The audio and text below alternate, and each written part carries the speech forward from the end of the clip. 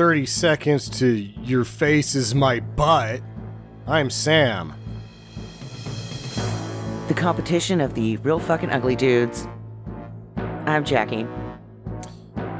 Don't give people nicknames. It's rude. I'm Justin, and this is Morbius on Stinger Madness.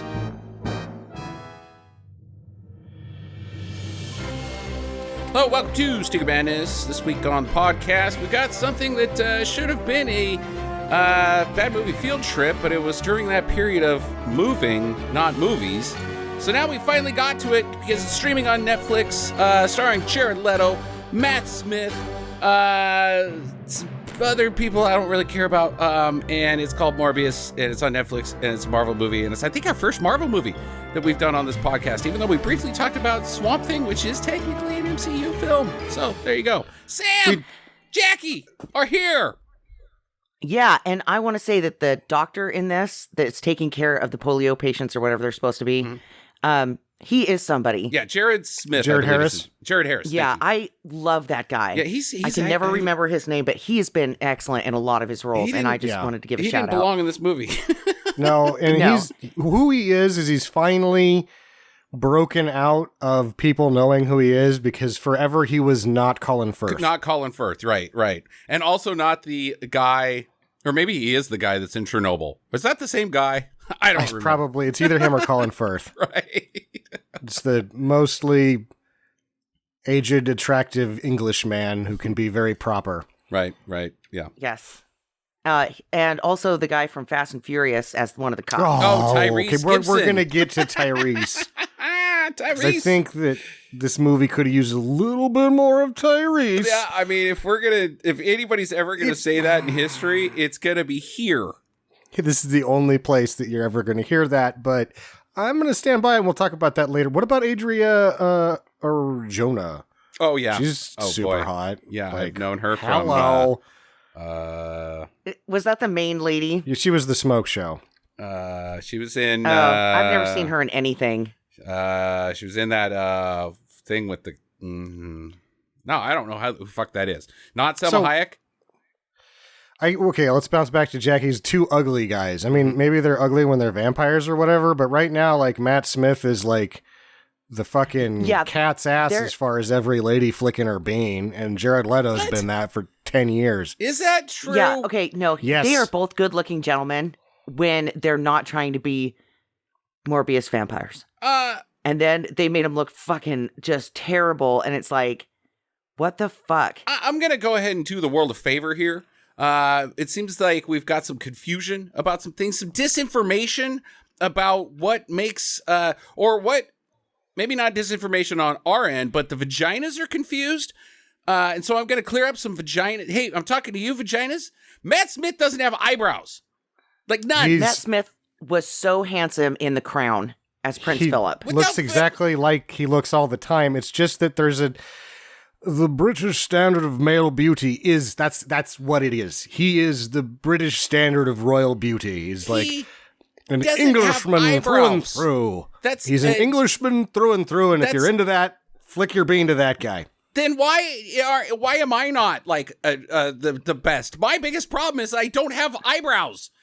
You have to have eyebrows to be a bean flicker guy.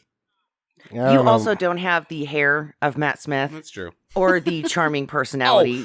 I'm sure that Matt Smith in real life is like, just like his character. He travels in time, Jackie. That's Matt Smith. He's just like all his characters.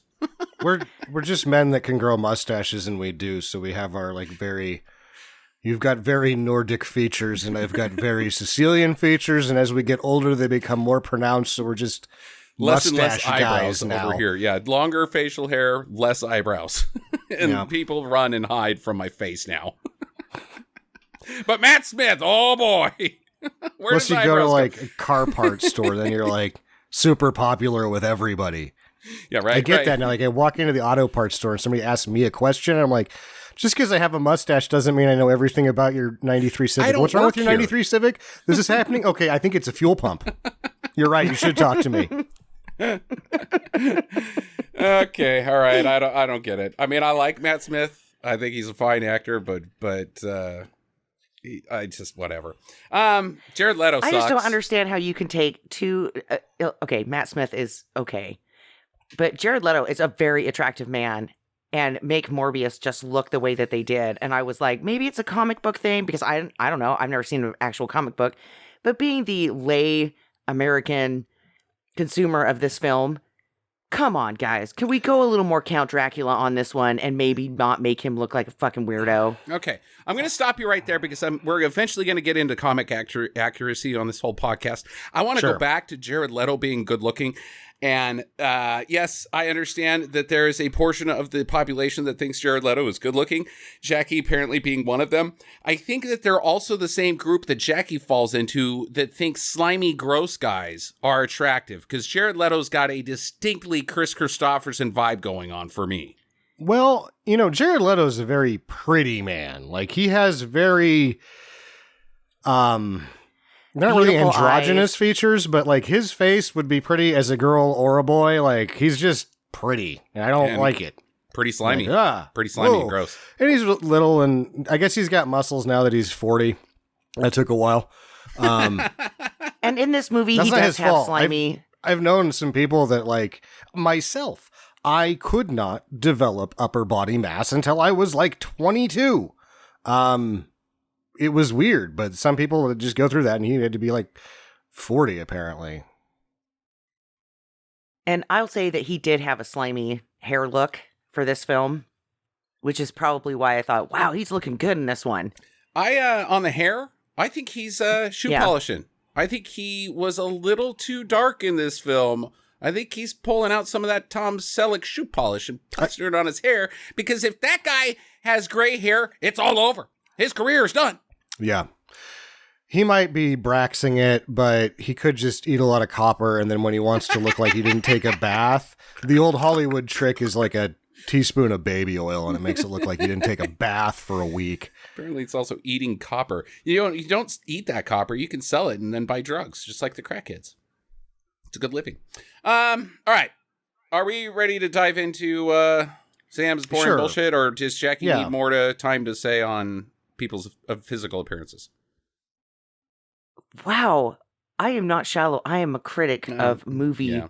Well, I mean, movie costumes and design. I will have you know, sir. And sometimes it comes into the appearance of, wow, that person really does not fit the role. Okay, all right, go ahead. So, and I'm sorry for I'm excited. Judging you. I'm excited to hear Sam's boring bullshit on this one, because I'm pretty sure it's probably going to be quite exciting. We shouldn't leave out Tyrese when it comes to flicking beans, and a guy that looks weird, but a lot of beans get flicked anyway. Okay. So it's weird. This movie's got like sort of every angle of bean flicking in it, and then Michael Keaton for 10 seconds. Right. No beans are being flicked. Not anymore. I guess they were. Mullets were big when he did the mullet thing, but whatever. Yeah. So this is pretty much like Morbius by Jared Leto. We sort of know what's happening here in terms of the why did this get made, so they can keep the rights. The same reason that Fantastic Four got made and never released by Corman. This is Avi Arad's sort of like last death grip on when him and his partner from Toy Biz kind of got the rights to Marvel movies, and Blade came out of that, and a number of other things that he's sort of, he had his fingers too deeply in this MCU pie for very long, and this is one of his he's got death grip on parts of Spider-Man rights, and this is one, he kind of has rights to this, and Sony's like, well, we want to keep as much as we can, so we'll make Morbius, and the only way we can make this is if we get Jared Leto, and Jared Leto says, I don't think I want to do it, but if you let me pick the director and oversee the script, like, so you get to be the executive producer without a producer credit. Yeah, I'm not really the executive producer. I'm like the overlord producer. And they're like, that's a new thing. You know what? You're worth this many butts and seats, so go for it. And he went through a number of people. They threw a bunch of people at him that he didn't want, including Antoine Fuqua. What? And yeah, Antoine Fuqua was sort of interested in this, and then he was like, this is a fucking career killer. Right. Ugh. So they settled on Daniel Espinosa, who he got along with Leto got along with real well. And that he's done, apparently his non-English language films, or he's Swedish. They're very good. I haven't seen any of them. Life was one that he did that was like, it broke even, had Gyllenhaal in it. It was like the horror movie in space. And then I saw Life. Life was okay. It wasn't good. It wasn't great. It was just, again, a rehash of Aliens, but had some new takes on it. It was fine. Yeah, he did Safe House, which tanked. It made money, I guess. That one made money, and then his other one sort of break even, and then he's sort of this easy money is what what it translates to. But he made a couple movies on Denmark tax dollars and a couple on Sweden tax dollars, and those 4 movies are supposed to be very good. So he gets this, and this is a movie like all of the movie people are always like, well, it didn't do well because of this factor, not because it was total crap. Right. This one didn't do good because it was total crap, but you can give it a hall pass for like, this gets released in theaters at possibly the worst time that you could release Really something bad. in theaters Really in bad, like a yeah. 20-year period. Like, this thing probably does a little bit better than breaking even. If it was released this year, maybe. I would say that now is probably the worst time to release a movie, because Top Gun Maverick was the #1 movie for like 6 weeks in a row, like 3 months after it hadn't been in the top 5, and then made a comeback because there was absolutely nothing else in the goddamn theaters. So people were saying like, now's not a good time to be putting butts in seats, or they just don't have anything. But either way, February, I think, was the release date of this, was a bad time to release a movie. And Yeah, and I will say that I did see Top Gun, the new Top Gun. My sister bought it, and I watched it over at her house. It was damn good. I've heard, but that's not why we're here, Jackie. Nice interjection. Let's stay on track. so, I mean, even I know, but I just wanted to talk about a film that was worth talking about for just 5 seconds. Oh, this during is worth I'm podcast. talking about. Go ahead, Sam. you also like the Sony rights and releasing and marketing. They didn't put a lot behind this, and they let Netflix have it just because like they've got their own thing. Like, and I still feel like Crackle is sort of like a dubious experiment that has worked out for everybody but Crackle. Like, Tubi and all of those other companies that are free with ads are just using Crackle's business model. Right. And Crackle can't figure out their own business model when other people are figuring it out just fine. Not to mention all the Spider-Man movies are on Stars. So, like, where's the... Sony feels like they can make better profits off their own properties if they don't put them on Crackle. Yeah, but why It's Netflix instead of Stars? That's what I don't understand. Is like, was Stars like, no, we're Stars. We're too good for Morbius. Said Netflix Stars. paid more money for it. Why? Why would you do that? Netflix pays too much money for everything they pay do. too much money. That's the morons. Like the Chris Pine movie about the Scottish King or whatever. Old Knives. No. Yeah, all the old knives is the only It's one called I about. know. It's about whatever Robert the Bruce. Okay. It was really good, but it Is was that the one where they're like, you dishonored my wife? $200 million for direct to streaming. Like $200 million for direct to streaming. That's too much. I really liked it. I thought it was really well done. Jackie, but you're thinking of The Last Duel with Damon and Yeah. Adam Driver. that went to theaters. Yeah, which also went to theaters but got tanked by COVID, and everybody was like, "Ha ha ha, suck it, Matt Damon, your movie didn't make any money." It was like, dude, what? Fuck off, man. It was a pretty good movie. You guys didn't watch it because you're dickbags. Watch it. Yeah, I liked it. Whatever. Okay, Morbius. So, back to that. Anyway, the dysfunction in this, sort of death cling to a character just to be a part of MCU while it's rapidly just dissolving itself with poor decisions on the Disney end is curious, but it's a straight play by Hollywood guys that don't know anything about movies, which is most of them. They crossed the wires. They had to redo the Michael Keaton shit because the Easter eggs all of a sudden wouldn't line up with what was going to happen in No Way Home or No Home to Have a Home For or whatever the fuck it's called. Spider-Man 3v3, I think is what it is. The Search for Spock. 3v2 because the what's his face poof hair only got 2 of them, but yeah, they didn't even really, this had so little interest other than like, we'll just grab this character that no one's going to use anyway, and we'll hold on to it, to the point that they didn't even really get a hold of Feige to be like, hey, what are we supposed to do with the Easter eggs? And he's like, did you already shoot those? And they're like, yeah. What'd you do? We did this. He's like, that's totally fucking wrong. You're going to have to do it again. And I think as I'm watching it, what happened is they just called Michael Keaton for a voiceover because the second Easter egg is all VFX. There's no, so that's probably what they did is like, we'll just add another one. Right. Because we fucked it up, I guess. It's also pronounced Feige, just so you know, Sam. Feige, that's right. You ignorant bastard. So why do I hate Jared Leto? I don't know. I shouldn't. I liked him in Fight Club, but he's perfectly cast in Fight Club. Yeah, right. Like Dallas Buyers Club, he wins an Academy Award. Like, if you look at this guy and what he does, he's solid.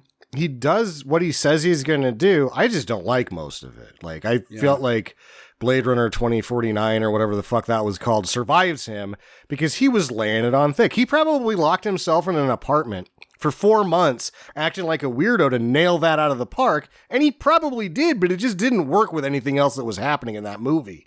I also, this is me, not him. Like, I really thought that because of My So-Called Life, and it was such a huge deal that got canceled, but people still loved it. And it's one of those first series that like flies off the video shelves because people loved it so much. Him and Claire Danes are in that. And then he's in American Quilt.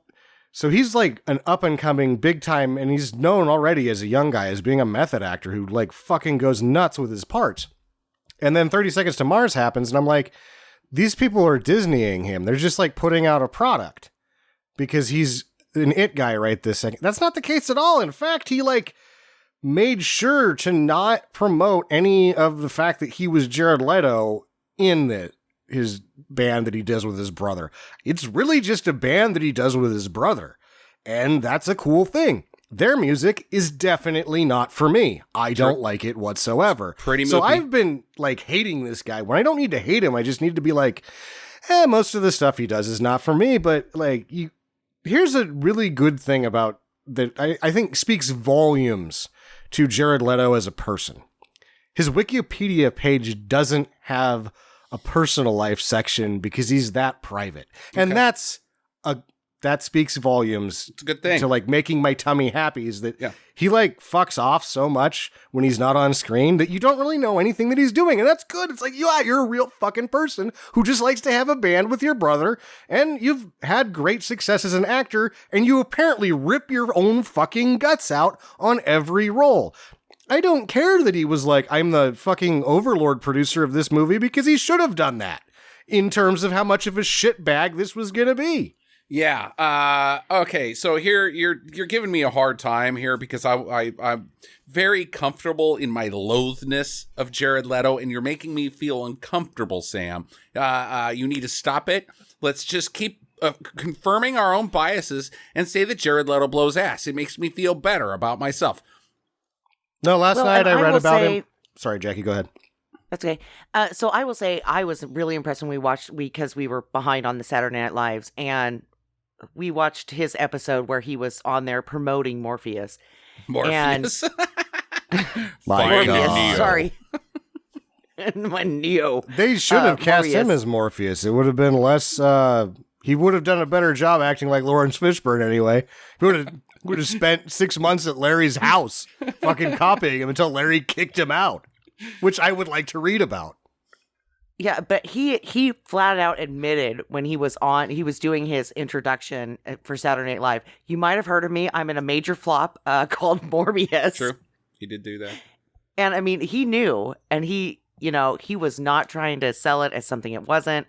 And I could totally respect that because sometimes when movies are just tanking hard, the actors just try that much harder to push it. And I had a certain amount of respect for that. It's like, it was shit, and you're like, look, dude, this was not a good movie, and I'm sorry. I'm going to toss my last thought on Leto out here. I think that I want to always compare him to Mark Wahlberg because, good-looking band guy, even though Mark Wahlberg wasn't in a band, he was an underwear guy who became a rapper corporately and then went on to do movies because he was a good-looking guy. He was Marky Mark in the Funky Bunch, dude. That's what I just said. Thank you for telling me everything that I just... you said he wasn't in a band. He wasn't in a band. There was no Funky Bunch, Jackie. That was just the goddamn fucking name of it. Packaged product. It was a packaged product. Mm-hmm. Okay, all right. You go ahead and tell us. The New Kids on the Block were awesome, dude. Okay. That's Donnie? He wasn't in That's that. Donnie. Oh, shit, Trying to sound smart while also sounding very stupid. So let me talk. New Kids on the Block has Duddits.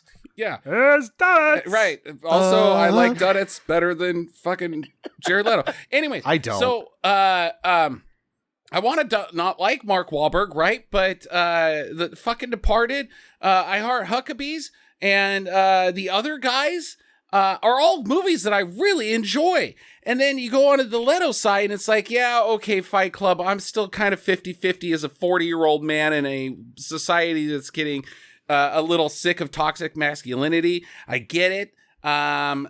The rest of it, I can fucking take or leave. I'm not going to go out and buy a copy of Dallas Buyers Club, right? I'm not going to fucking watch that on the weekend. But I'll watch I Heart Huckabees, The Departed, and the other guys given the chance any fucking day. So I like Mark Wahlberg more than I'm allowed to or should by the stereotype of who I actually am. And yet Jared Leto still hasn't given me something that, even Ryan Reynolds is coming on to me. I should not like these good-looking guys that are marginally talented. And maybe we could argue that Leto is talented, but he's never made a movie that where he's a lead that I actually like.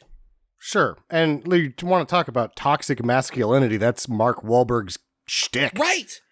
Yeah, good point. And you named 3 movies that are on my shelf. And that's, I think, what you're really getting at is that Jared Leto has done nothing to put himself on your shelf yet. Your shelf. Mm-hmm. I have all 3 of those movies you just named with Wahlberg on my shelf on Blu-ray. Well, get ready. Because when I was doing my research on the Jared Leto, he didn't move to Hollywood he went to the Visual Arts Academy, and he did not move to Hollywood to be an actor. He just was a really good-looking guy that they put in movies, and he's like, well, I'll keep doing this until I finally get my big shot as a director. And this whole time, with this, when he was like, I'll be this movie's overlord, knowing that it's going to be a failure, he's just learning about the process, just sinking himself into the filmmaking process, just like he rips his guts out for every movie role. And so maybe Jared Leto will put himself on your shelf, not as an actor, but as a director, because I think that's going to be happening very soon. A little Ron Howard action, huh? Except Ron started very early in his career. This is the method acting business and his learning about filmmaking in the actual industry. He's suffering over it in terms of he could have done a, shot in the dark by now. When he decides to finally do it, I feel like he's not going to do it until he feels like he knows every pitfall that he has to avoid in the actual Hollywood system. If his first movie, Sam, is 30 Seconds to Mars Through the Never 2, I'm throwing a goddamn shoe at you. Okay? So his next movie is unless The Haunted it's awesome, Mansion. And then you'll be like, oh my God, this is amazing. Yeah. No, I will hate that. I will fucking hate that, and I will throw a goddamn shoe at you. All right, Are we ready to do Morbius, or where are we at? We're 25 minutes into this, buddy, already, and we haven't talked one lick. I got 3 pages. Well, there's of notes. not a lot to fucking talk about. I got 3 pages of notes. Do you? Mine are all. I got 2 pages, and they're mostly cryptic, mumbo jumbo, more dialogue. You're pushing too hard, shit like that. Where it's just oh God, this is just canned dialogue. Most of my notes are basically equal canned dialogue. We could talk about our notes, or we could actually talk about our notes. So here we go. Okay. Morbius. It starts out with this thing. Oh my God, I even forgot this fucking happened. But a chopper lands in Costa Rica, and out walks Morbius, Dr. Michael Morbius. And he's, okay, so in the comics and in the Spider-Man animated series, which we're going to reference here and there as well, Morbius suffers from a blood poisoning, I believe, right? I thought he was just... I don't fucking know. This is why I didn't do anything on Morbius, because you're the Spider-Man guy. Right. I thought he was like... He was a diseased person, but then like something to do with Blade, and he's kind of a daywalker too. No. It's just Dr. Jekyll and Mr. Hyde is what we're working with here, Sam. There's nothing deeper than that. I thought he had polio. No, Jackie, get off your phone and look at us, because I was just talking about the comics and the animated series, not this movie. So, anyways, it's like sickle cell anemia that he's got in the comics and the animated series. Here, it's like a polio-esque type disease. He doesn't work. His legs don't work. He's, or maybe it's like, what's that stupid guy, Samuel L. Jackson in the M. Night Shyamalan movies? He's got squeaky bones. Yeah, he looks like whatever this is sort of like a cross between muscular dystrophy and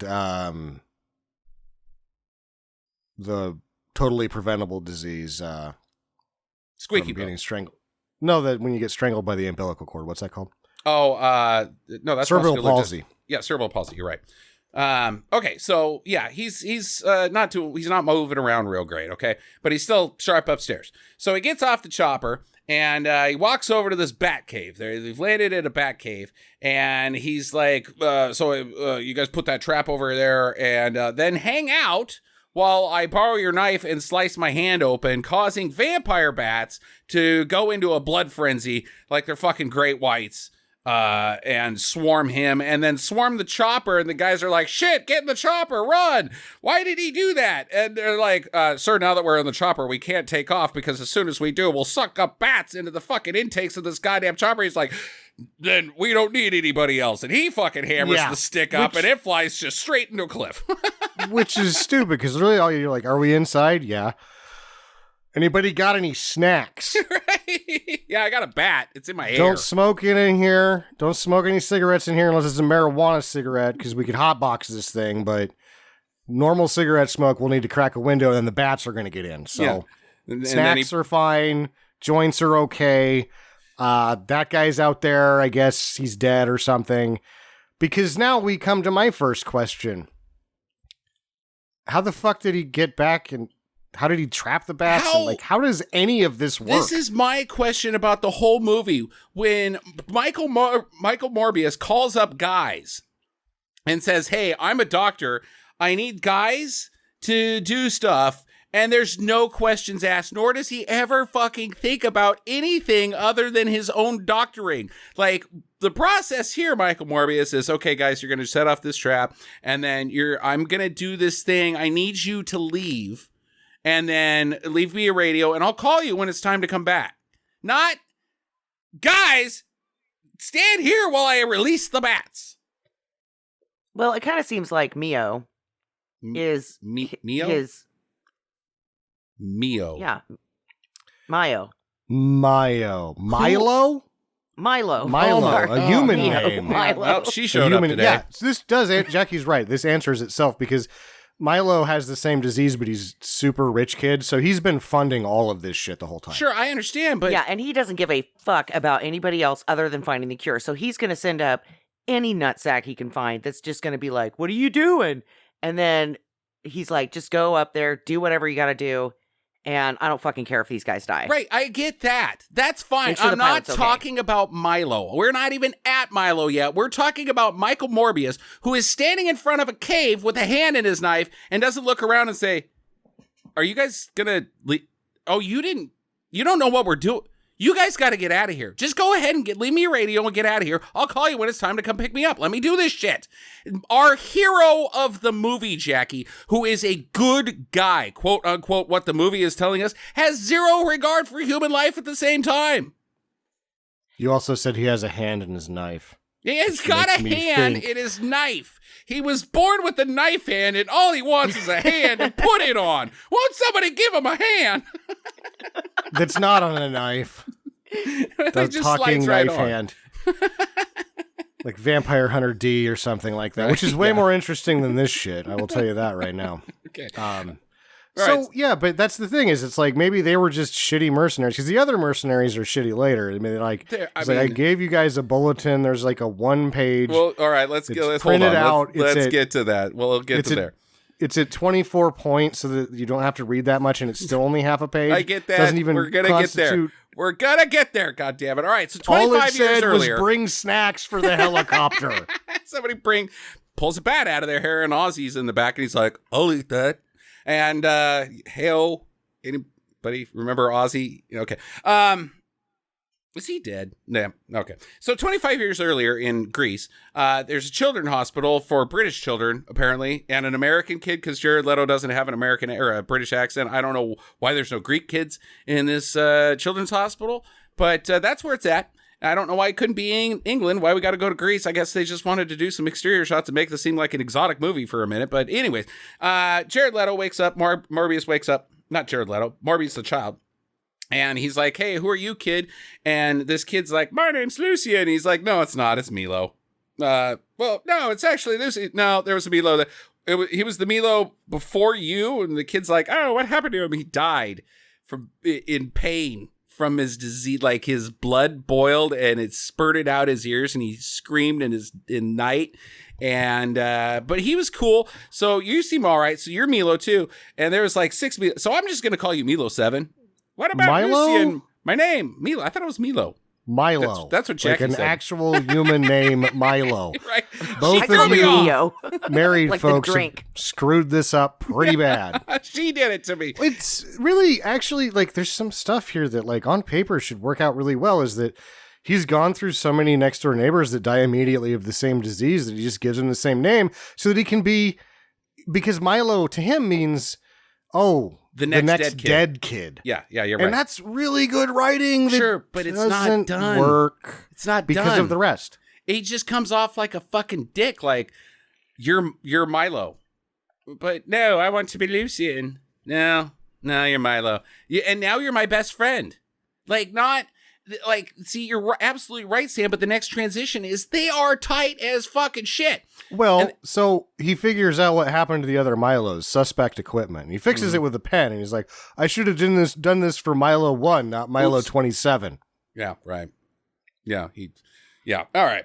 So they think he's a super genius because he rewired the EKG machine, I guess, or whatever, the thing that squirts whatever in your body. It keeps him alive. He hot-wired a fuse. Yeah, right. Or it was just the beep beep thing and the kid came back naturally.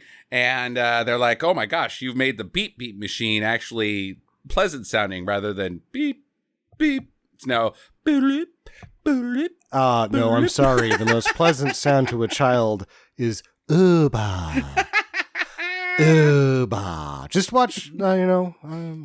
Galaxy of Dreams. He'll tell you. He knows. George Lucas knows the most pleasant sound to a child. Okay, so the docs are like, you're a genius. You're going to go to this NY school for genius kids. He goes on to get his doctorate at 19, creates some blood thing for some people, but it ain't kids that have got whatever we're working with here. And it's a synthetic blood replacement. Okay, artificial because blood. they don't have enough blood donors, and so when the war breaks out, there's not enough blood. The war. Any war. She's absolutely right. And this is a thing that if someone could make a synthetic blood substitute that really worked for a short term, you are looking at countless battlefield lives being saved. Oh, so you're saying when the Terminator, when Skynet goes live, then the artificial you're not talking about a war that existed in the MCU before, like the Infinity War or something. No, I'm talking about the police officer, Tyrese, that goes, hey man, I just want to say thank you for your work on the synthetic blood. It saved my life in Afghanistan. Yeah, he was in Saved Afghanistan. my arm. Right. Yeah, and so this is just a general war, dude. Okay. So we're already, that is a nod right here that we are not in, what is it, 686, 643? What is the normal MCU? 616. This is an alternate. Yeah. We are in an alternate timeline of the multiverse. No, I don't think that's true. I think the Afghanistan war took place in one of the other movies as well. Didn't have synthetic blood. That's true. That's a good point. Adrian Toomes wasn't in this Also a good point. Alternate. So this is a Good point. definite alternate universe. They are selling out on this so hard that they're like, we're keeping this character, I guess. Yeah, and right. whatever. Okay, all right. So he writes Milo a letter from New York. Mijo. He's like, hey bro, Boo-boo. hey bro, how's your bed sores? They good? I'm in New York. I went to the top of the Statue of Liberty. I got a hot dog, and a hooker offered to give me a hand job for $15 down on Times Square. I tried to get the $15 out, but my flaccid body fell, Yeah, and then people laughed at me, and someone stepped on my hot dog. This disease is awful. And then a rat ran away people with help it. each other more. Like if there's a man on the with a head that can't walk and he's trying to eat a hot dog and give a hand, just hold him up until that hooker gets done tugging him off. Do the right thing. Hey, all right. So Milo, or who am I talking about? Yeah, Milo. He's like, Meepo. oh no! The wind grabs his Mypo. letter and it flies out the window. He's like, oh shit, it's my letter! And he goes downstairs, more faster than the wind can blow a note away. But downstairs is some fucking ruffians. They've got their note and they're like, oh, this little pussy, he fucking loves his buddies in America, and he's writing to him about hot dogs. What a little douchebag. I'm like the whole time, like, dude, make fun of his disease if you're gonna be a standardized bully, not the fact that he actually has friends. You fuck. Well, Yeah. and I thought it was great that they really depicted Grease children as just being the biggest diabolical fucking little assholes in the world. Like, let's kick a disabled kid's ass. Yeah. Well, Jackie hasn't seen Antetokounmpo play basketball. That guy's an offensive foul machine. So Jesus. Just saying. Greek freak, They were kicking him. more like Greek offensive foul machine. The Doesn't have Greek same ring. yogurt charge. He doesn't Okay. charge near as much as Shaq used to. Yeah, but I like Shaq as a player. As a human. He's fun. Yeah. Okay, so so he's like, give me my note back, and they're like, no, you're a little douchebag. They kick his ass. I think he clocks one with his crutch too at first, though. Yeah, he does the right thing when you're undermanned. He hit the biggest one he could squarely in the face and dropped him like a sack of potatoes. And the other guys are supposed to scatter, but they were really good bullies, so they actually just kicked the shit out of him. Yeah. So back in America, Morbius is grown, man. He's getting the Nobel Peace Prize. Or he's not back in America. He's in Sweden or something, and the king is going to show up. Yeah. And as soon as it's announced, the king to give you your Nobel Prize, Michael Morbius is like, mic drop, and leaves. Like, but you showed up. He's like, I'm not here for prizes. But you showed up to your own award ceremony. No, the doctor that we see when he's in the little Grease hospital that's now taking care of Milo, Right. Is introducing him to receive the Nobel Peace Prize. And he gets up and he's like, I can't accept this because it was in a failed experiment. Because what he was really trying to do was cure his own disease, and he didn't do that, but he stumbled upon synthetic blood. I get that, but later, when he gets called into his boss's office, and she's like, what the fuck, man? We needed a Nobel Prize winner working here. He's like, prizes are for douchebags or some shit. Well, he and wasn't my there. point is, he showed up to the ceremony. He didn't. He showed up because it was a short boat ride to Denmark and Amsterdam. So he's like, I'm not here for this. I had this hot dog hand job thing go south on me before, but I hear in Amsterdam, I can just pay a little bit extra. And he gets the boat ride over there. And he's like, okay, here's the deal. I'm really weak. I can't hold myself up. So you're going to help me get in this bed. Then you're going to hand me the hot dog. Then you're going to tug me off. I'll pay extra. And they do. And it works out great. Yeah, that tracks, I guess. I don't know. It's fucking stupid. Dreams realized. Yeah. You showed up to the ceremony, douchebag. You can't be all alt and like, oh, I'm above awards. If you showed up and then right before the awards go into, you'd be like, awards are stupid, bitch. And then fucking leave. What a tool. Anyway. No, that's not what he did. That's what he did. No, he said, I cannot accept this award because it was a failed Jackie, experiment. I get he was that. trying to cure his disease. When he goes back in he's the next altruistic. scene, you're trying to defend this movie. In the next I'll help scene, her. he goes to his boss partner doctor is like, "You're fucking in trouble. You were supposed to accept that because this hospital needs a Nobel Prize winning doctor." And he's like, he literally says, "Awards I'm above awards. That's for people that need ego boost or something like that." But he's right. He's like, no, we don't. We just need my buddy, Topi, because you guys are fucking his name up so bad. Because he's funding the whole goddamn project. His name's not Milo? No, it's not Topi. FIFO. Lupo. It's the man dog. That would have been more interesting. Yeah, we'll Werewolf just call him vampire. whatever we want. Yeah, okay. So he's told that he's going to get fired, and he's like, "No, I'm not going to get fired. I got too much bat work to do. I've got this bat tank of bats that just do it's like, God damn it. It's all fucking visual bullshit, but if you're going to work on bats, you don't need a bat tube. Where do the bats live? In the bat It's tube? a bat wind tunnel so they can stay flying until they die. Right?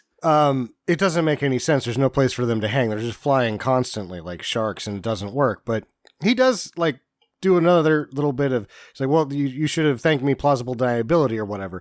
This story is totally solid. I'll get to this at the end, but the dialogue doesn't help the story. It detracts from it. Just word salad constantly. Yeah. Speaking of word salad, he then does some science salad.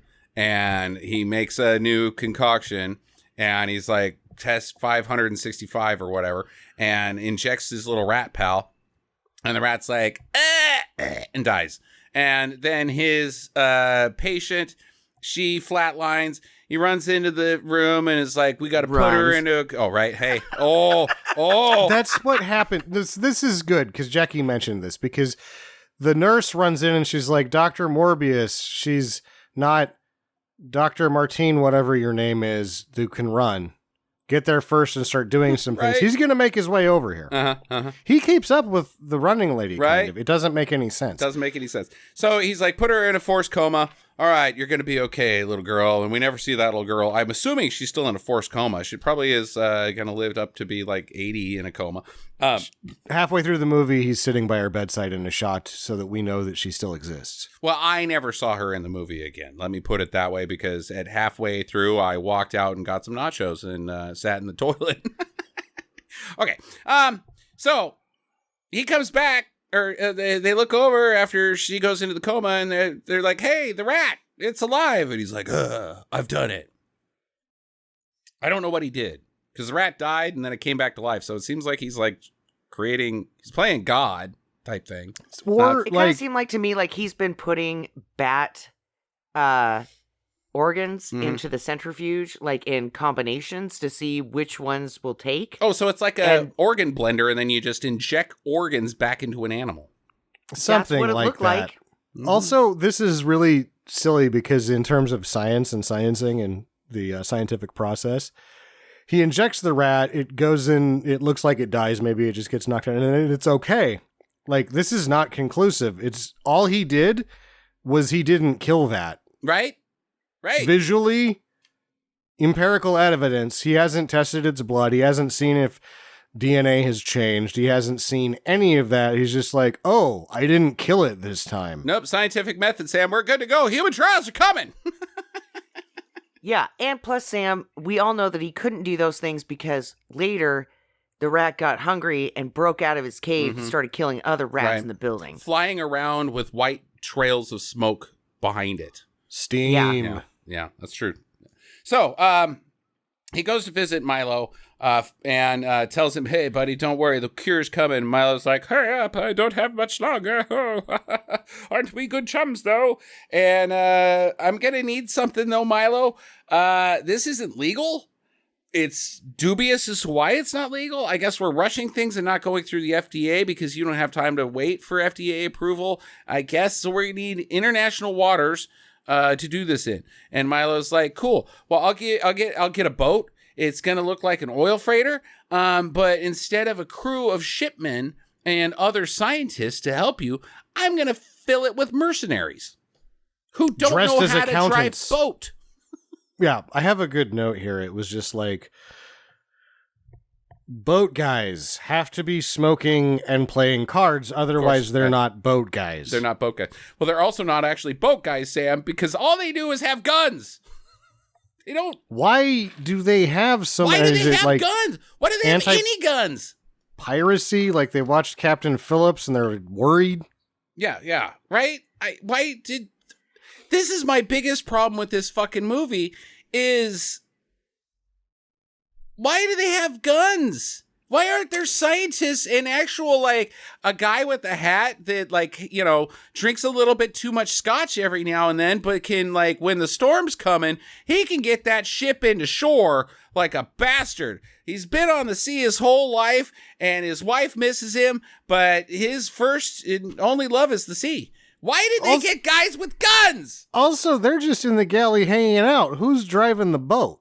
Right? That's Even if that's it's the captain. parked. he is the guy with the gun is the captain. That and does he's like, not check out. It does on- not What? check I out. thought he was the king of the mercenaries. He's also He's- the king of My the God. mercenaries. None of these men are seafaring. This None. expedition is doomed. It's doomed. Like, it's so stupid. And why do they need such a big fucking boat? Like, you could do this with a smaller boat, man. Why are they even on a boat? Why aren't they on a platform like every other fucking movie? This guy's got unlimited movie money. Just put him on a fucking stationary. You don't need to move around.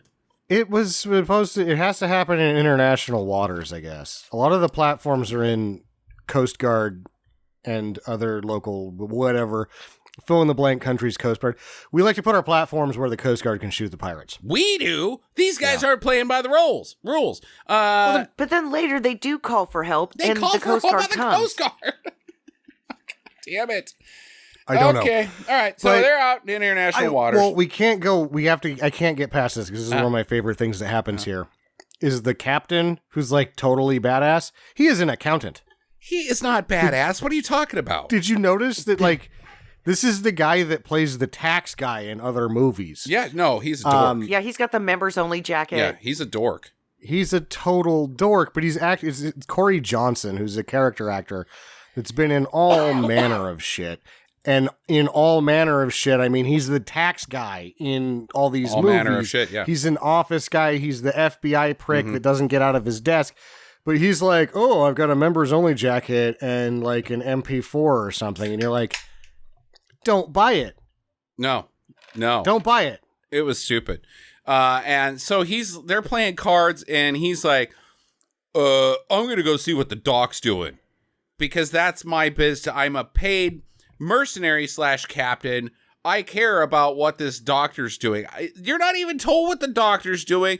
Just do your goddamn job. And he's like, I'll walk down there. Meanwhile, Morbius is giving himself the injection. It's like, it's time for human trials. Squirt, squirt. I mean, we could say that he's going to go check on the doctor, but what he really means is he's going to go check on the only lady on the boat. Maybe. Yeah, they're And getting- she's interested. Yeah. Ooh, He's trying to make his daily pass, Okay, right? Yeah. But Morbius is in the thing now, like you said. He's ejected up. It's just and bad she's timing. like, go the fuck away, man. This is getting real ugly. Yeah. And he's like, no, really. I No, mean, I I can got handle breath it. mints in my room, Yeah. and I got rubbers. And if things go south, I've got a dildo that I can use just in case. Maybe we could go out sometime. That's what he says. I got some rubbers. I'm not going to use them. They're for sailors. Aren't you a sailor? No, I work for the IRS. Yeah, it tracks. He's just doing some sexual harassment. He might here. be just doing some sexual harassment. Okay, I wish that had been a little more developed, because he's just like, I'm bored. I'm going to go down and fuck with the doctors now. The guy that is paying me my fucking wage. Let's go in there and mess with their shit. So anyways, he's down there. The alarms go off, and smoke clears, and it turns out that Michael Morbius is now a Batman, and he's hanging upside down, and he's like, squee, squee, squee, because that's the sound that bats make. That's my bat impersonation. Yeah. And they're like, Jesus Christ, Batman. and the doc rushes into this hyperbolic chamber or this protected room or whatever, and the gun guy's like, get out of there, and he pushes her aside, and then Morbius flies onto him, and he's like, you're eating my face. Not in the face. I was going to try to date her later. He's like, yum, yum, yum, and eats him. And then the other guys come in. He busts through like a plate glass window, which I'm bringing this up because it comes into play later. It shatters through it. And he's got smoke trails because he's made of smoke. Steam. I thought that was because he was moving so fast. So later, we see that he can see like a bat jet stream. So this is like just his vision, I think, in the movie world. Like, he just looks like a normal guy busting through. But I think his bat jet stream prevents his clothes from being damaged when he's flying through walls and such. Yeah, I did notice that, Sam, because every time that you see the jet stream, it has a direct correlation with whatever he is wearing. It's that same color. So when he's in the orange jumpsuit, it's orange. And then later on in the movie, his coat has a purple undertone, so it's black and purple. I can tell you why they used this visual effect. Because a guy flying actually looks stupid? Because they already had it preset from when they made the Venom movies. Oh, so it's just tendrils. It's just smoky tendrils. Just smoky tendrils, and it was easy to dial up fast. Okay, all right. The little presets. I like it.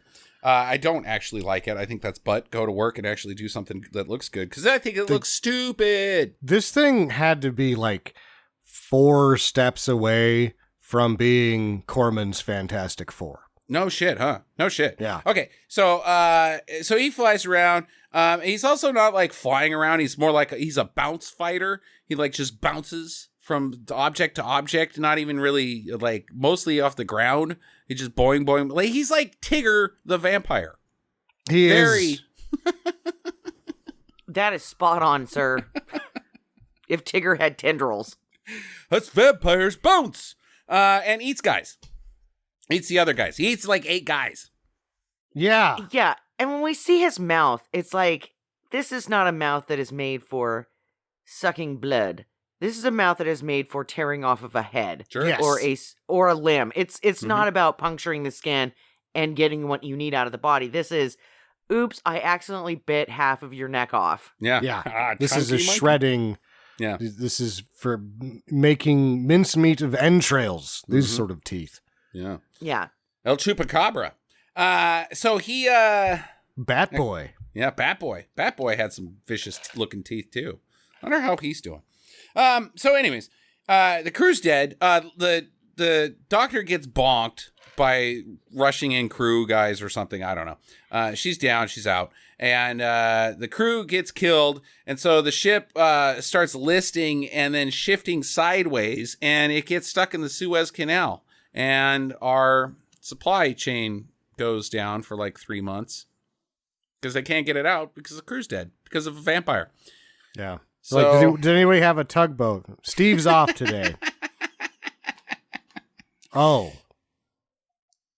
All right. So later he goes back to his he's back to Morbius. He's now Dr. Jekyll. And he's like, whoa, what happened? How come I'm not wearing pants? And did I do some GHB or something? I don't know. So then he checks the security footage. He's like, oh, no, I did do GHB and I ate people again. Yep. I believe that's bath salt, sir. Oh, it goes both ways. You do okay. too much of anything, Jackie, you'll eat people. You got to double dip. It's the GH bath salt. Yeah, right. Yeah. Cancels each other out. I mean, to get to 8 people, you're probably right, Sam. Yeah. All right. So he's like, oh, no, I'm a monster. And he but look at this bod. Right. Ooh, baby, look at this body. Well, that's actually Matt Smith. But he calls the Coast Guard, and he's like, Mayday, Mayday, nobody's steering this ship, and we're stuck in the Suez Canal. And they're like, oh, God damn it, not again. And I guess he bails. Yeah, he just jumps in the water, and he swims fast, too. He doesn't want to stick around and explain the dead guys. He eats a few fish on the way, because he's going to need to recharge, right? shit. No, he has to have human blood. It says that. Yeah, right. No shit. How do you get back? He ate so many people that he was like charged up for like a good swim. Like a 930-mile swim. We need to really expand on how fast this guy can swim, because it's incredible. Even, okay, 930-mile swim, Sam, even if he's going 100 miles an hour underwater, which is very superhuman, that's still 9 hours. He's only got 6-hour time limit before he's got to fill up on more blood. No, I that's thought that because was just on the synthetics. That's the fake blood. Oh. And he takes like a pouch at a time, and he's like, oh, I can have part of a pouch, because he's doing a bad job. It's like he's got a Capri Sun, and he's spraying most of it out of the hole that he made with the straw and not sucking very much of it in. So he's like, oh, but he had like 8 humans worth of blood, which is like fucking what, 40 some odd 60 some odd gallons of blood. He's pretty bogged down. So he's able to swim 900 miles at 100 miles an hour, and then when he makes it back to shore, he's still good. He's now shaped like a mosquito when you squeeze it when it's sucking on you and its ass gets all big. He's very pear-shaped. So while he's swimming through the water, he actually creates a wake that causes tsunamis in both South and North America. Just kicks really fast, and his stomach is like a surfboard. He's as big as those hentai girls that get filled up by the tentacles. That's just the dumbest shit.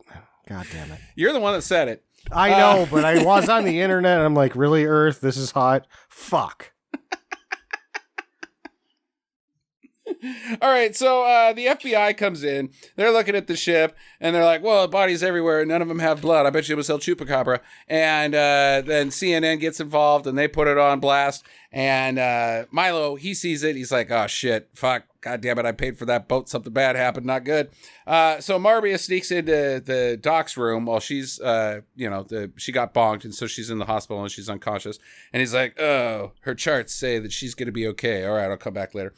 So he goes to his lab, his private lab, and he starts flopping around. His legs are giving out. He's not doing good. He's like, whoa, what's wrong with me? I was doing so awesome. No. And so he eats some of the artificial blood, and it gives, he's okay for a little while. So that's where we get the, what his gist is. And I got to say that you got to mention that he's got this sweet Casio watch that he's keeping timing on. Right? And this Casio watch, it has an appearance. It should have a credit, really. Casio watch. Do they still make watches?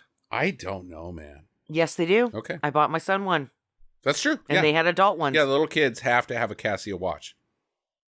Huh. Yeah, they'll just play video games if they've got a smartwatch. So you got to give them something really stupid and basic because they're little assholes in school, and they'll do anything to not actually learn things like nature and math. I got my daughter My Little Pony watch and a Harry Potter watch, and I was like, put it on. And I was like, see how uncomfortable it is? I don't wear watches. You should consider not wearing one. All right, so he explains some of his things.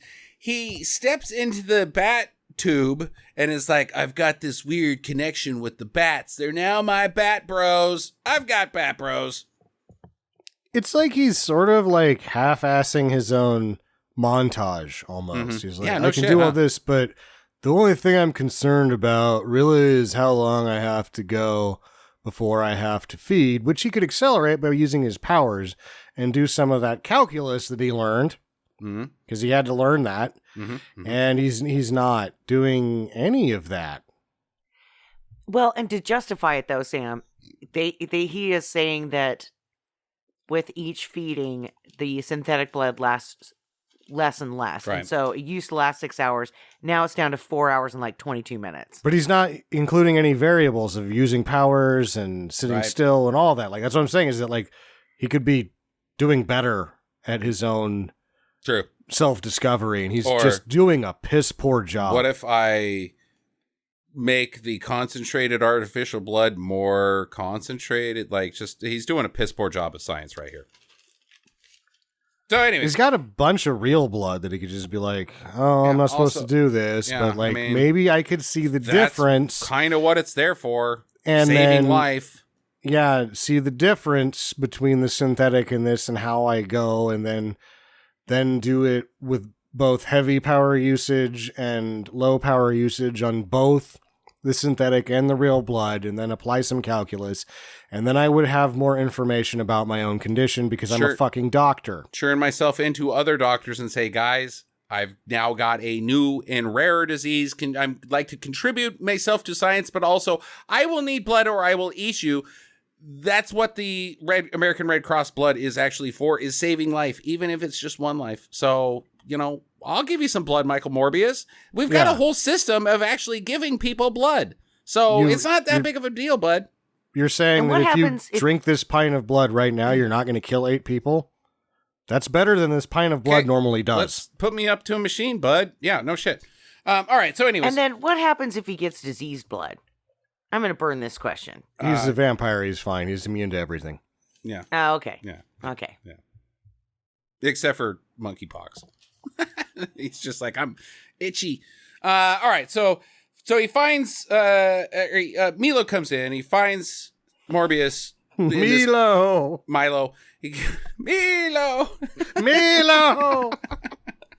So he finds Morbius. He's locked in this glass chamber with like just tiny thickness of glass, and he's like beating on it, and he can't get out. It's like, dude, you busted through like a freaking 4-inch glass thing on the boat. Whatever, it's stupid. And he's like, hey, bud, what are you doing? He's like, give me some blood. And so he goes in and gives him some artificial blood. He's like, whoa, what happened? He's like, you're better. You're strong now. You can walk around. He's like, no, I killed a bunch of dead people. Get out of here. And Milo's like, wait, whoa, I want to be like you, though. This is the point of the movie where a good conversation could prevent everything else that happens next. Right. Yeah, right. He's like, so we'll get better, but we have all this blood supply. We could do some science here. Science. And then turn these findings in, and both of us will be better, but kind of worse. But we have a good supply of test blood that'll keep us going. Mm-hmm. And we'll be able to... Until we can figure out what's wrong. Until we can figure... solution. Yeah, until we can figure out whether or not we just need to drink blood all the time, which I'm super rich, and I'll just set up my own donation. They'll get, like, selfies out front. We'll pay them more than the platelet people pay, and everything will be okay. So the FBI, they visit the doc in the hospital, and they're like, hey, here's some pictures of dead guys. What do you think about that? And she's like, I don't remember anything. And they're like, seems good. Bye-bye. Like, concussion that put you down for 3 days, that checks out. Yeah, they just leave. Yep. They're like, okay, all right. Shit, honey, I'm glad you remember your name. If you were down for 3 days on a concussion, you're fucking lucky you're alive. So back at the lab, there's a nurse or a doctor, I'm not sure, don't care, a worker at the thing, and now the lights are flickering on and off. So the power of light flickering has been applied. Power of light flickering, kind of. I think what actually happens here, because I wrote this down, because she runs to the end of the hall and hits the light switch, and they all go back on. It's the anti-flickering switch, Sam. Yeah, well, no, so the lights were set to scary. Oh, okay. And then she was like, whap, and she turns them back on, and then she forgot that she had to go up, up, down, down, left, right, BA start to keep them on normal lighting. Classic. Because they go back on to flickery, scary business. Yeah, and then she gets eaten by a vampire. Yep. And why Morbius is in the room with the patient that we have not forgotten about, everybody. She's still in a coma. Okay, there we go. The little girl's still in a coma. I totally forgot about her. So Morbius wakes up, and he walks outside, and people found the corpse. They're like, oh, she's been out here all night. Nobody walked down the hall? Huh, not even the janitor or the anti-scary light maintenance guy? She's the only one working. I guess. All right, well, she smells pretty bad. So he's like, oh, shit, they're going to think it's me, or maybe it was me. And so he packs up and he grabs some artificial stuff and he's walking out the building and the FBI stops him. One of these agents we should mention is Tyrese. And they're like, hey, bud, what, you been on any boats lately? He's like, no, I don't do boats. I've got bad sea legs. And they're like, oh, yeah, well, are you a vampire killer guy? Like a guy who kills vampires or a vampire who is a killer? And they're like, either. And he's like, goodbye, fuck off. And they're like, I think we're going to take you downtown. And so they handcuff him and he's like, nope, I'm not having it. And he uses superpowers and he bounces out of there and he bounces up to the fucking top of the building in record time. And he's about to jump off the building. And then Tyrese is up there and he's like, enough. And it's like, how'd you get up there that fast, Tyrese? He used the elevator. Yeah, but it's a fast one. And so right now he's realizing his powers of flight via the bat stream. Right. Because he's not trying to fly, but the bat stream is making him fly because he's been so shitty at testing his own powers that by now, off screen, Miho has tested perfectly and has gotten really used to being a vampire. He's like, what's going on here? And I'm like, well, I'll tell you what's going on here, Morbius. You're just shitty at being a doctor. Yep. So now he's in prison, and the FBI comes in. Oh, it also took like, I don't know, processing was like 6 hours before they put him in a room. So he also turned into a vampire during that time, ate all the security people in the prison. So now he's there by himself, and he's like, well, I'll put myself in chains. It's not like it takes 10 minutes to go through fucking processing. Book him, Dano. It takes a goddamn while, but this movie has no concept of fucking time or transitioning, but whatever. So the FBI comes in, and they're like, hey, we found some origami on a boat. You like origami. So he's like, that's not my origami. And they're like, yeah, well, what about this CCTV video that shows you eating these guys? He's like, oh, no. But also, I'm getting hungry, and you wouldn't like me when I'm getting hungry. And he's already shown Hulk strength by punching through a bulkhead. Boo. Boo. Bad taste, Sony. Well, it's like when that little kid's like, who are you? Or the criminal. And he was like, I'm Venom. Yeah, that's fine. But like fucking tossing out a fucking like, I'm going to throw out an Avengers reference. Like I'm as cool as the Hulk in Morbius. Why not get freaking the Beetle to be like, I can do this all night. Dude, you're low level, Morbius. Shut up. You don't get to use that line. Sure. Juggernaut that they never used in X-Men hardly at all to be right. Like, that's America's ass. Yeah, no shit. Look how That's big it is.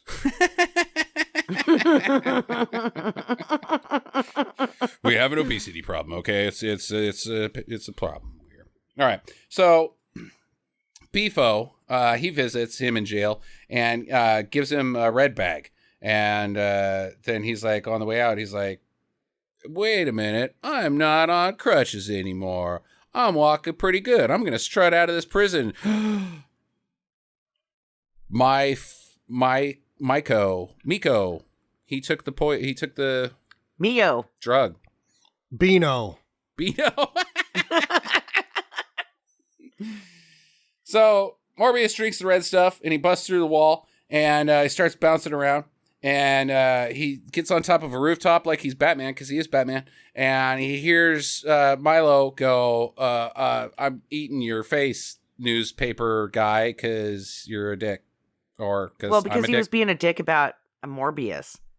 Yeah, that guy and sucks. He was like, you shouldn't judge people by the way they look. And he's like, oh, yeah?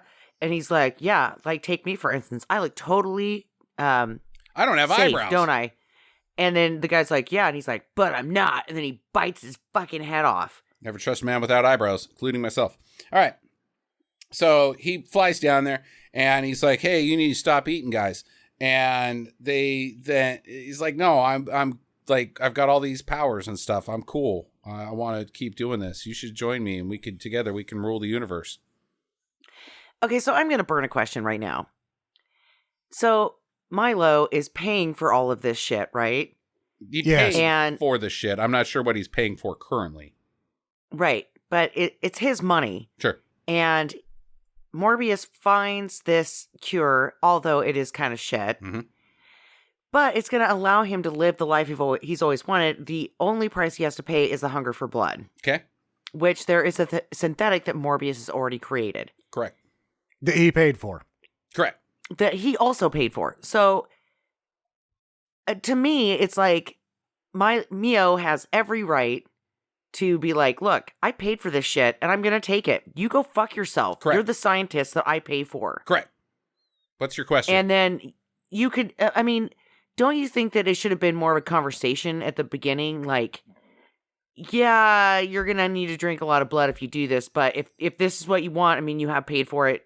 Shouldn't he have been a little cooler about it at the beginning? And then Mio would not have been such a fucking dick face. No, it's a curse, Jackie. You don't want this. I'd never give it to my worst enemy. It's the hunger. That's what everybody who has Dracula power says. Oh, you don't want this. Really? I don't want eternal life and absolute beauty and never growing old and being able to do whatever the fuck I want with super strength so nobody can ever fucking hurt me again. Yeah. I don't want that. I don't have to get up at 6:30 anymore. What if... Wow. What a bad deal. What if, and just hear me out, what if there was like 6 of them? Like, they're like, okay, well, we're going to give this to all the other people that grew up with our squishy bones disease, and then we just suck each other's blood every 6 hours. That doesn't work. Their blood's crappy. No, it doesn't work. Why? Because it's got deficiencies of iron or some bullshit. It just says human blood. At no point does it say, oh, we can't have the blood of people that have diseases. They can't have vampire blood because diseases. They're not vampires. They're something like vampires. No, they're bat people. They're vampire bats. They're bat people, but they need to drink blood, vampires. Otherwise they can't live. And it has to be blood that's not theirs. Vampire bats drink the blood off of every... those little fucking bastards spread so much goddamn disease around. They're just sucking blood out of frickin' this person who's like, oh, I'm patient 0, giving it to this guy who's patient 0. Half the fuck, it's like Typhoid Mary of bats. Like, nope. Just suck each other's blood. You guys are fine. It's not going to work. Church it around. Yeah, because they need the whatever's deficient in their DNA from the other people's blood in order to keep repairing their own deficient DNA. They can't do that. They're no longer human. They need human blood. Also, they've got like truckloads of it just hanging around. Okay, so again, sitting in a goddamn cooler. If that's the case, I'm gonna go back to my penultimate problem with vampires. What happens when you've turned everybody into vampires? That's dealt with very well in the Blade series. They don't.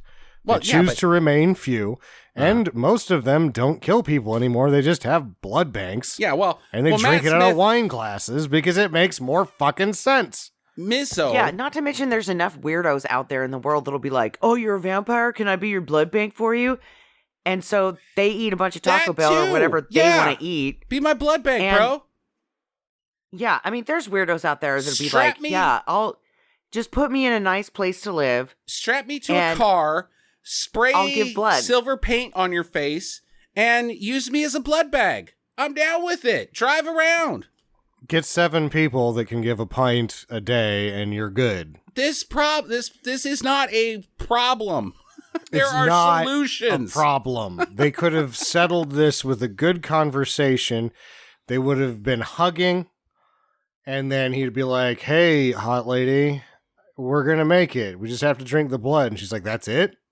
He's like, "Yeah." She's like, "Wow, there's like a million ways to navigate this situation in a relevant manner. Do me." And he does. He does that anyway, I guess. All right, so they're back down in the subway. They're jump fighting and whatever, chasing, jump bouncing, and oh god, this was so bad. It looks so terrible. It's terrible. Also, this is when I noticed that when Matt Smith becomes a vampire, he looks like David Bowie. A little. And he's got these distinct triangle underneath his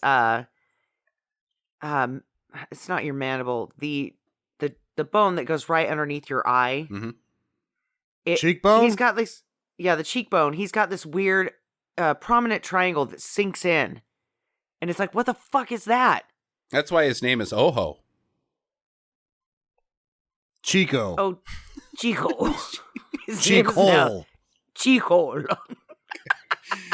All right. So Milo eats some cops, and Morbius is like, nope, I'm out. This never is a missed forget up. first responders, and he just walks away. And then fucking Oho comes around the corner. He's like, you're not walking away. Wait, wasn't Morbius just chasing you and you were trying to get away? And you're like, no, wait, I was having fun. Tag, This is a missed opportunity for him to dance to New York. Right? No shit. Oh, yeah. All right, so he starts running at him, and time slows down, and then Morbius looks around, and he's like doing the hand out the window of the car thing, like, whoa, currents. Because the train is coming, and so he's like, if I jump in front of that train, I can fucking ride its force vector? He can just fly. And He can he's just figuring it fly. out poorly, but he's a flying squirrel, not really a bat. Yeah. Yeah, I'm with Sam. That is the exact same thought I had. I'm like, oh, he's a flying squirrel. Not like really a bat, but a flying squirrel. This is really fucking lame. Like, I guess he's going to have to invest in some hammer pants if he really wants to get some longevity on these jumps. Mm-hmm. Or just ride the bat jet stream better. Yeah. Yeah. Like, he seems like he's pretty out of control. Like, oh, I ran into the other train. Oopsie. Okay. So anyways, he meets up with the doc at this restaurant. Well, he meets her on a bus and blah, blah, blah. Anyways, they end up at this restaurant and there's some dialogue about it. He's like, hey, give me some help. She's like, cool, I'll do it. And he's like, wait a minute. My bat sense is tingling. There's some guys that are not selling, but giving out phony hundos. And I'm going to follow them because they said something about a lab. And so I'm going to follow them down to their money counterfeiting lab and kick their ass. And then they're also going to have science equipment down there instead of just computers and printers. That was a laminator. And it wasn't even a good one. You can tell the difference between a good laminator and a bad laminator by if it has orange rolls or gray rolls, because the grays are softer and hard to make. So that was like a really crappy laminator. Yeah, so he kicks their ass, and now he's got his own lab with a centrifuge, or he has to retrofit something into being a He centrifuge. would have had to add a gear to that because the motors on that laminator are slow. It also kind of seemed like there was a sunbed in the background. Mm-hmm. Maybe that was the money presser thing, but it was like, Sure. Is that a sunbed? Yeah. He can't use that. Yeah, I don't think it's. You can't churn a money counterfeiting operation into a blood lab for science. Were Yeah, they it was making? I all couldn't even dubious. tell what they were fucking making. Hundos. They were counterfeiting money. What do they have a fucking laminator for? Because money's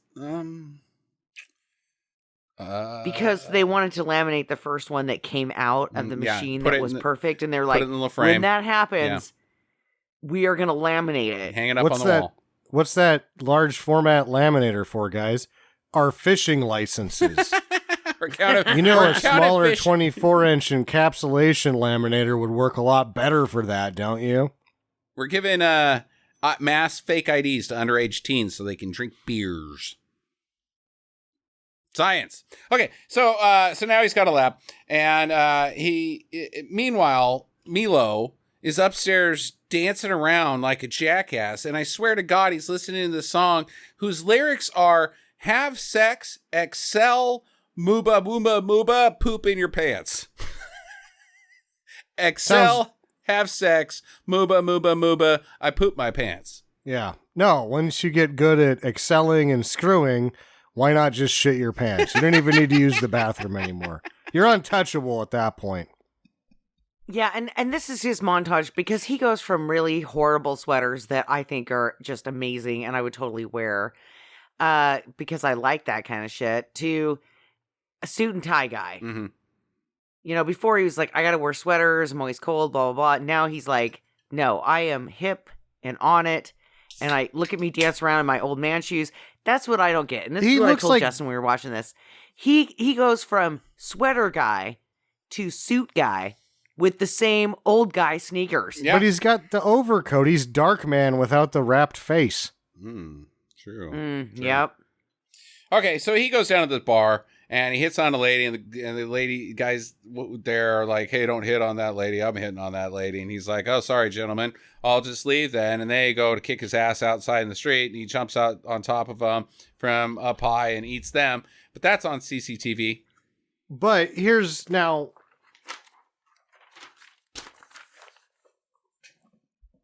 Sorry, I had to turn the page. So now, Miho is just eating jerks. At which point I'm like, what's the problem with this? Yeah, and I mean, like, why does he just stalk them outside of the bar later? Like, he's waiting for them to leave the bar before he makes his move. And, like, why not just kick their ass in the bar? Right. I mean, come on. All you have to do is punch him in the face a few times. You don't have to kill him. You have no but problem then you with get to being a continue vampire. to hit on the girl Yeah. that you wanted to hit on. The FBI earlier was like, these mercs in international waters, you did the world a favor. But this nurse is no good. And you're like, so basically, if you're a vampire, as long as you just eat undesirables, no one's going to care. So what's the problem? That's what this movie is telling us. You could be like, hey, I already have set up my own blood bank with my own money. I'll just drink that and dance around and screw all day. No, I need to be a monster for undetermined reasons. Yeah. I mean, like, again, Michael Morbius is the hero of this movie. He's not an anti-hero. He is trying to save the world and also prevent his enemy from murdering people, yet there is zero consequences or internal redemption for eating 8 guys on a boat. He's just doing the same goddamn thing that Milo was doing. Yeah, and that he's not saving the world, he's saving a handful of people, because Miho could go blood rage nuts for 20 years and not put a dent in the population. None. I'm not endorsing that type of behavior, don't get me wrong, but this movie is, by its own statements, that Morbius is our guy. And as we know from other vampire movies, right? You give them 20 to 100 years and they fucking mellow out and they quit just fucking blood killing. Right. They learn the value of You go from Stephen Dorff to Charles Dance. Yeah. Right. They're like, I read my Charlemagne and now I drink the shit out of a wine glass. That's Steve. He gives it to me. He works here. He's got 7 friends. It's fine. Yeah. I mean, eventually he would have fucking mellowed out. And really, he's an angry young man who has been shit on his whole life. And then he goes to a bar and then he waits for 6 hours for them to come out of the bar so that he can fucking bloodbath them. And then, you know, he's going to get that shit out of his system eventually when he realizes that he's all powerful and he doesn't have to do that. Mm-hmm.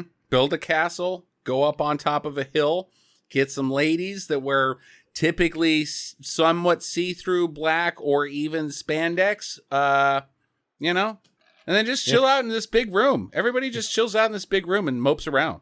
Yeah, if they're hot enough that you want to bone them for more than 20 years, you turn them over. Yeah, and then like you turn on like moopy electronica music, but then really when you go down into your coffin, you're just listening to Danzig. So no, you're listening to the Dan. Oh, okay, the Dan. All right, Steely Dan. Oh, the Dan. And you know, and the with these Dan, guys, they don't even need to hide from the light. No. Because they make that joke. No, they're daywalkers. When Morbius is talking to the Dr. Charleston Chew. Dr. Charleston Chew. I would like this is the only mascot I would get an autograph from. Book me an appointment. And he's like, I'm not that kind of vampire. Like, they don't burn in the sun or anything, right? So they're daywalkers, essentially. Mm-hmm. There's no downfall to it. I mean, they have no negative. Right. Their only negative is they're stupid. Right. Eventually, Matt Smith's character is going to be like, or Milo, is going to be like Mio, whatever the fuck his name is. Wakahiki. Exactly. TJ Hoshmazode. I mean, eventually he's just going to get fucking tired of shitheads, and he's going to be like, you know what? Good. I've got my empire sweetly set up here. Let's move on. Yeah. Okay, so he goes to Miko goes to the lab and he finds the doc there working, and he's like, "Hey, you seen Morbius lately?" And she's like, "No." And he's like, "Are you sure?" And she's like, "Nope, not seen him." And he's like, "Oh well, I've got Daredevil powers now." And he then starts stalking her, but on his way out, there's police tape in front of the lab, and he's like, "Meh." Happy birthday to the ground, police tape. Whoa. And like there's dramatic music behind him too. It's not just a casual cut. Like, yeah. No, I needed to be playing Britney Spears, and he like bursts through and he's like, yeah. Hit me, baby, one more time. I didn't like this scene specifically because she sees him. Uh-huh. And she grabs a scalpel to defend herself. And it's Right. like, you've seen what can happen with this shit. That isn't going to help you. It's going to hurt you. If these beings that you know of now are so reticent of their surroundings and so superpowered, all you've done is given them a reason to kill you instantly. Don't pick it up. You cannot defend yourself. Bad call. You can only make him wary of you. It's like you're poking a bear, quite actually. So here's my question. If that's the case, and she picks it up, and then he starts biting on her, and then she gets into his mouth in the corner, and then cuts all of his teeth out. She's dead before she can even really get a good grip dead. on the scalpel. No, all right. Okay, we got to move on. So the doc and they go up on this rooftop and they start making out, and Micho sees them. And he's like, I guess I kind of had a crush on her, or I'm not sure, but either way, they're together, and I now know where we're at. And the bar murder, it makes the news on the CCTV, and Mika Chico is on the footage, and their mutual friend, I can't remember what his name even is, but he sees it, and he's like, oh, Jesus, so I got to go visit Milo. And they get in an argument. And then he slashes his tummy, and he's like, I'm bleeding out. And he's like, call to John. So he calls Morbius. He's like, I'm not doing so good. Can you come up here? So he goes, Morbius flies over there, or takes a cab, or I'm not even sure how he gets over there. So he goes over there. He flies. He comes upstairs. He does the squirrel thing because he's still shitty at flying, because he hasn't practiced any of his superpowers or done any science since he became a vampire. It made him dumb. All right. So he gets up there and he's like, oh, no, you're not looking good. Why did you call me instead of 911? It took me a while to get over here. Did you think about calling the ambulance? No, well, I just bled out. No, he was there pretty quick. Way faster than the response would have been. But either way. You're talking about the NYP first responders, Sammy. How dare you? Never forget. Okay, they got a helicopter, I guess. It took him a while. He made a secret poison while that guy was bleeding out, Sam. He was working before he got the phone. Did you call the cops first? Oh, no, we're talking about the dude. Yeah, he took his time on that one. Yeah. No, what do you do? He's like, don't fall for his... And then he dies. You can find him in the castle of... Yeah, he was also like, aren't you a doctor? Yeah, right. Two, you just sat up against something, allowing yourself to bleed out rather than patching yourself up with your medical bag that you fucking brought here. No shit. So then... It's a stomach wound. I guess he bit him Takes too. Takes 2 days to bleed out sometimes. Yeah, he bit him in the neck too. I don't know. Maybe so Morbius, he, as a character, has felt his essential failing as a figurative father and has decided to bleed out, and then timed it out with the exact timing. Like, I think it's going to take him this long to get here, so I'll be able to give my last words to him.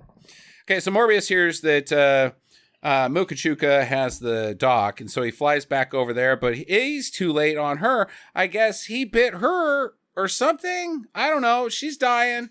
Oh, she's dying, and now we get to do Dracula rules. This is the only I don't fucking get thing this. that happens here, and it happens later. So if you go into like Bram Stoker's Dracula, you don't just bite somebody and they become a vampire. They become a zombie, I think. I'm really bad at the vampire They just stuff. die. Yeah, They just die. Yeah, you die. You have to become a vampire, you got to trade. You got to drink some of their blood. They got to drink some of yours. Right. I don't know exactly how that works, but she bites That's his why lip he's a while they're seducer. kissing. Yeah, she bites his lip while they're kissing and she drinks his blood, and then he drinks her blood, and then he fucking flying squirrels off, and later on we'll see her go, I'm alive. Well, they And then don't. she's a bloodthirsty monster that forgets all of the fucking science that she went to med school for. Right. Well, he doesn't fly off. Milo is standing there, and they start tussling in midair. Well, fucking Jared Leto jumps over him, and then Matt Smith is like, "Wait a minute, no, we're supposed to fight," and jumps after him. And so they start fighting. It's really stupid.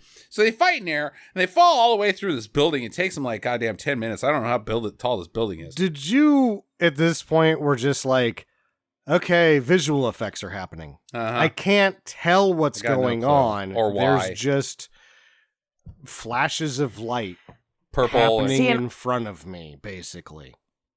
Yeah, and at this point, I thought, is it because I've got a small glare from the window behind me? So I kept moving around during the scene, because the little tiny glare would move with me. And I'm like, is it just that I can't see it because it's not shot well? Or is it because These visual effects there's a glare? are as close to autopilot as they can get. I also have a little insider knowledge due to my extensive background in psychology that your brain shuts off when you just actually don't give a shit. And so your eyeballs then don't see anything. That's actually what happened to me. I was like, yeah, there might be things that are happening in front of me, but my eyeballs said, I don't want to see it. So they just turned off and just didn't care.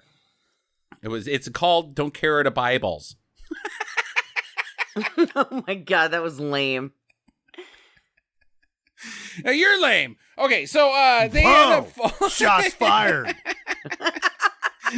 They end up into a subway station that is underground, like it's under construction or it's condemned or something, but it's this big, massive building with subway tunnels coming out of it. They end up in every already have assets for 3D models in the Sony library that they can jam into like 20 minutes. No, in like 10, because that's the thing is I'm looking at this, I'm like, okay, climactic action scene. Where are we at here? Because I started taking a ticker. It took me 20 minutes to get to where I started taking a ticker on this thing.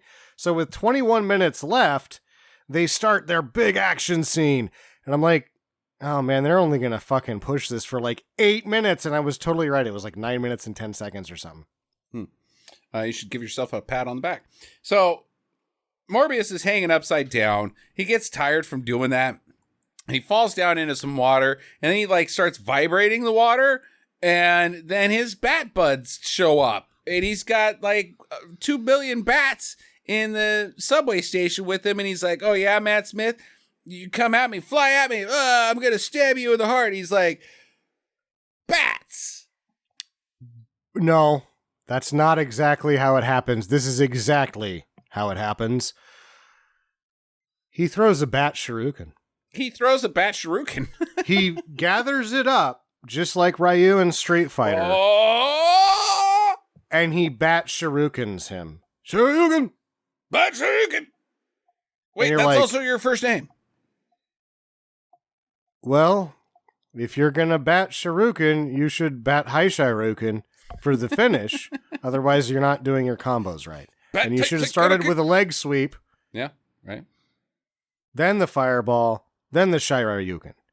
But he just gives him a bat. He gathers it up like he's throwing a fucking Street Fighter fireball. Yes, it's stupid. He pins Milo to the wall with bats. With bats. And then he walks up to him and stabs him in the chest with the poison and he dies and the fucking movie's over.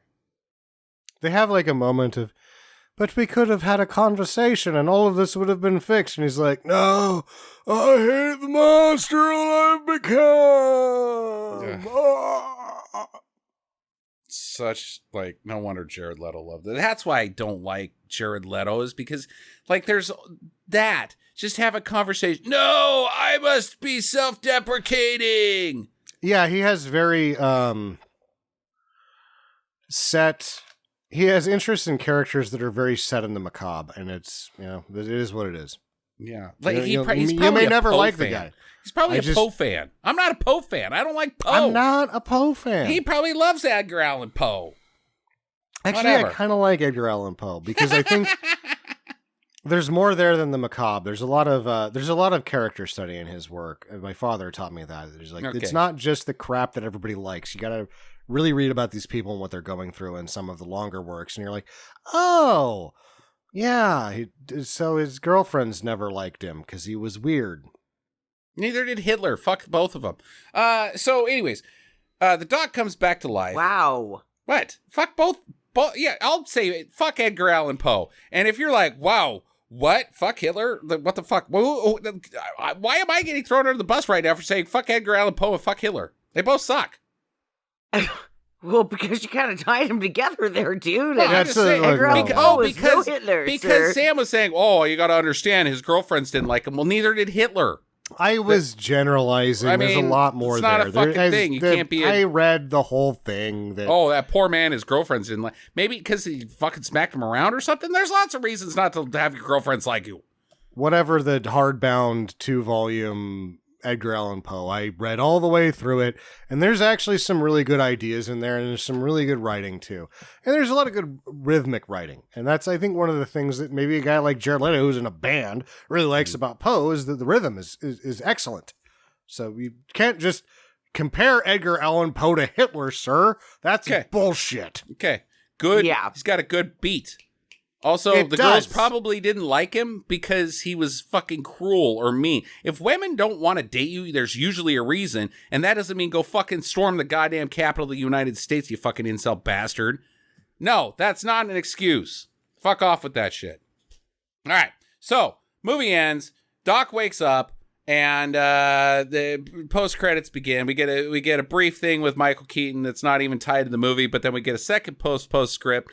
That he flies in, he looks like shit, and Morbius is out in the desert, and he's like, hey, I don't know where I am, but I think it has something to do with Spider-Man. Let's get him. Also, I'm totally not Michael Keaton. Wait, let's just start from the beginning. So we're obviously in an alternate universe, multiverse place, and I would assume the same one as Venom. I don't know, but all of a sudden the news is like, Adrian Toomes just showed up out of nowhere. Right. It's like, well, what the fuck happened to Adrian Toomes that he wouldn't show up out of nowhere? Why is he in there? Like, I don't even remember. What happens to Adrian Toomes at the end of the first Spider-Man? He goes to jail. So he, like, reappears in jail when he was already in jail? That doesn't make any fucking sense. It makes no sense.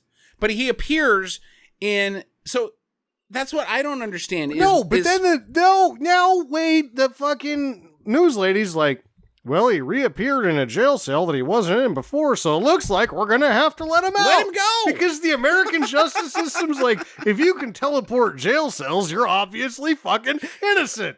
Goodbye!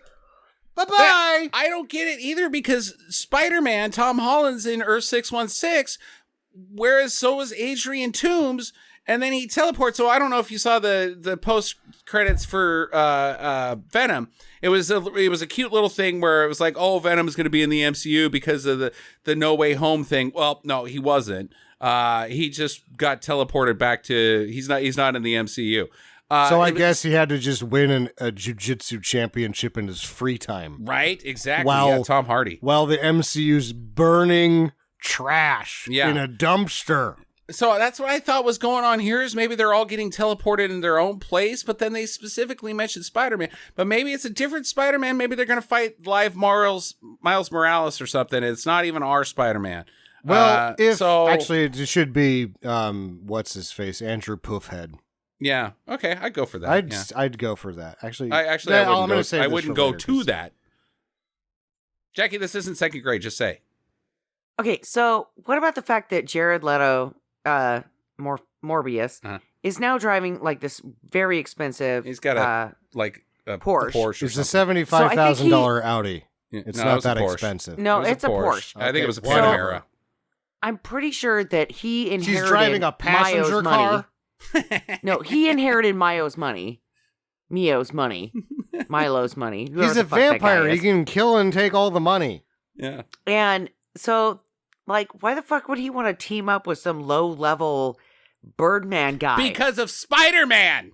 But he doesn't give a shit about Spider-Man. And Let's he's not supposed to be a talk good shit guy. about Adrian Toombs. He's a very good inventor. I'll get you, Spider-Man. I don't know, which leads me into my first question. Is Spider-Man 4, The Quest for Peace, gonna suck? I suppose.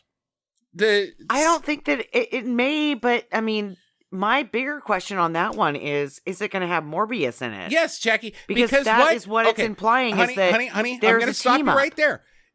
What you don't understand, and it's okay, but let me educate you, is what they're building towards is the Sinister Six. We now have Adrian Toombs, which was dropped, this whole thing was dropped in Spider-Man 1, Homecoming, he was going to build a super team with the Rhino and Electro and I don't know who else, and so then after Homecoming or No Way Home, that got brought up again because we can teleport guys in and we can just do whatever the fuck we want. But Spider-Man 4 is not actually called The Quest for Peace, Jackie. It's going to be the Sinister Six, where they team up against Spider-Man because we've got to get you, Spider-Man. So that's my question: will that suck? Will Based Tom off of Hardy this post-credit. feature in this at all? No, because he's on the MCU. That's In so 616. they're burning trash in a dumpster when Yeah. they've got Yeah. a generational talent. Yeah. Who's having to win jiu-jitsu tournaments in England. I'm going to put it out there. I wasn't a big fan of No Way Home. I know that that's not what the fucking masses say. I thought it was just fan service, and it was a lot of like jerking off people in the theater. There was no plot. There was zero plot to it, but it was like, hey, look, it's Tobey Maguire. Oh boy, he was in Seabiscuit. Was he? I didn't watch Seabiscuit. Yes, he was. Oh my He was him. And he was in the Cider House Rules. What a nice That was guy. a really good movie. It is a good movie. And so, like that's what people went after, not actual plot. So I think there's actually going to be zero plot in Spider-Man 4, and I'm not going to like it. And we're going to be back to dealing with the crap Spider-Man movies. So it's going to be Spider-Man 4, the spraying of fan semen? Yes, that's what I think. I'm not going to go for it. I disagree. I think they're going to weave it in, and it's going to be great. Okay, all right. I don't. Jackie on if the it record. doesn't have Tom Hardy, fuck off. Mm-hmm. That's where I'm at. I also agree with that. Okay, have it both ways. Who wants to also ask questions? My first question is this, which we've kind of touched on already, is that after seeing this lump of movie that is merely less than that, actually, the character that they set up is intentionally not to have a sequel. This is just to put him in Place setting, as you the call it. MCU, yes. Would you want to see more of this character in the Marvel Cinematic Universe? Only to see how it works out with his doctor girlfriend that has woken up from and now being changed into a Morbius. And that's the only reason that I would watch the second one. If she dresses like Dr. there will- Girlfriend, I'm showing up. There will not be a second Hello. one, Jackie. Yeah. Absolutely. There will not be a second one, Jackie. The second one is seriously called Spider-Man 4 Into the Never. There will not be a Morbius 2. This thing tanked. So I will say no, Sam. Now, do I like the idea of Morbius, the character in the Sinister Six? Absolutely. But my problem is I don't like the powers of this Michael Morbius. It's too vague. It leads to just visual bullshit. Just everything has to be decisioned because it looks good on camera, or doesn't look good on camera or is cheap to do on camera. It's just all visual. The purple flying bullshit behind him, his freaking teeth, the fact that he eats people, and the fact that his entire existence is stupid inherently by him being stupid. No, I don't want him to do anything. Get out of here. He punches through a bulkhead with 3 tries. The Hulk can do it in 1 try, but you're talking about a guy whose physical strength is... His agility and his strength Spider-Man is like guy. and we're gonna go into the comic book thing. Avengers level. That sucks. He's Avengers level, and it's bullshit. Also, to answer my own question and my own follow-up question, which would have been like, can he exist without Blade? No, he can't. Without Blade, this guy really can't exist. Now, you Marvel guy who knows more about this. Why can't he exist without Blade? He's not even in the same universe. No, they're both Spider-Man guys. He's not in 616. Adrian Toomes was in 616. He got teleported to a different place. Now he's not in 616. Well, no, let's not worry about that. I'm just saying that the character of Michael Morbius, without Blade, the Vampire Slayer, is a flaccid piece of cold meat.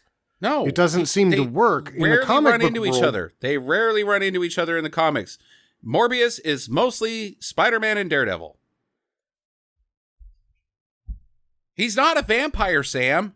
He's a Batman.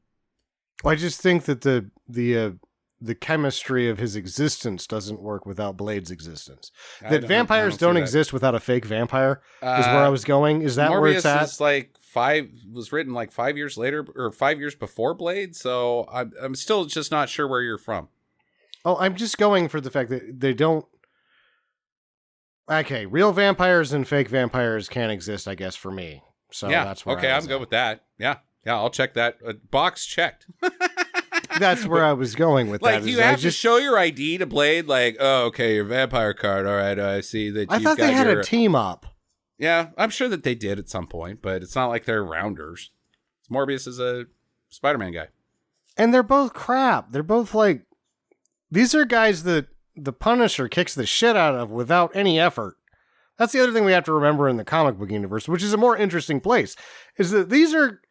Blade and Morbius are guys that the Punisher was just a guy with guns and some reinforcement on some of his body parts, just kicks the shit out of without any major effort. Yeah, I don't think Blade's got time for the Punisher. Some I motherfuckers are swear trying to to God skate that I've uphill. read something with the Punisher I'm just sure, kicking the shit but, out I of mean, Blade. 20,000 years of this fucking lore. You know, you can't read them all, except for one guy did read it all. He said he regretted it. So, my last question is, actually it's not. Do you remember, Sam, the Spider-Man animated series at the same time as the X-Men that you liked so much? I preferred Spider-Man, Yeah. radioactive Spider-Man. Spider-Wongo. What is that? What does he say after it? Radioactive Spider-Wongo. Poop in your pants. Go ahead, have sex, excel, poop in your pants. Morbius didn't bite people. He had hand suckers. Do you remember that? That he would like, they would get all like, yeah, he had they were trying cups. to co-op Vampire Hunter D because it was so popular and it sucked. So instead of scary teeth, would it worked better if he had hand suction cups in the movie? Yeah, if it was a porno that like people jacking off, because that's what I mean. Before I read about Jared Leto, I'm like, okay, this guy's okay. Well, last night when I was talking to Sandra about it, I was like, we're gonna have to watch this, and she's like, I'm not gonna watch it. And I was like, yeah, that guy jacks off in the mirror. So if he had like mouth hands, he could be better at jacking off because he could give himself hand blowjobs. There you go. And in the animated series, it wasn't blood that he was after; it was plasma, which I believe is you can get out of your penis. Right? You can jerk off plasma. Right? Ectoplasm. It's all over the walls. Don't put a black light in here. Okay. And suction cups are out, I guess. Last question. Can we be done with Jared Leto? Is his career over? Not as far as indie films, but as far as blockbusters, specifically comic book movies. Obviously this one tanked. Obviously Suicide Squad tanked. Is he done out of blockbusters? I don't think so. I think they're going to try one more. One more. I don't know what it is, but I think they will. Damn. He can flounder for a bit, but he's got the golden ticket. Okay. He won an Academy Award. It's true. He's in. He's for real. He's here to stay. He can fuck up quite a few of them before he goes to secondary roles, but that's the thing. He's going to have to fuck up. He can still be in leads. I'm just talking about blockbusters. I'm talking about Marvel movies and Independence Days and Tom Cruise's and all that crap. Is he not going to be selling movies as the headliner in the summer film Popcorn Eater? You just mentioned Tom Cruise, and I couldn't make a more direct comparison. Guy was just in the #1 movie of the year. It's actually the #3 movie of all time. Yeah, little guy that looks good to ladies, can't quit making out the hits. Can't make a more direct comparison. He's little Tom Cruise. He's young Tom Cruise. He'll be just fine. That's a bold statement, man. That is a bold statement. He was the overlord producer of this one. Tom Cruise has been the overlord. Tom Cruise has been a cash machine his entire career. This guy has never made cash. Small, independent, respected movies, but name one that was like, ka-ching, ka-ching, ka-ching, we're going to Disneyland. Okay, fair enough. I don't know. I'm hoping he does the thing that I was talking about, where he puts himself behind the camera and does way better than Angelina Jolie. Yes, I would also go for that. I would watch one of his directed movies. I'm just tired of seeing him on screen. All right. Anybody else got questions? No. Okay. Final recommendations. Oh, wait, no. So there is one major question. Are you going to ask Would this film benefited from more Tyrese Gibson? And I say yes. I say yes too. Sure. Like more sassy. Yeah. Yeah, he kind of disappeared in the second half, didn't he? He was playing a grounded character, which is very odd for him.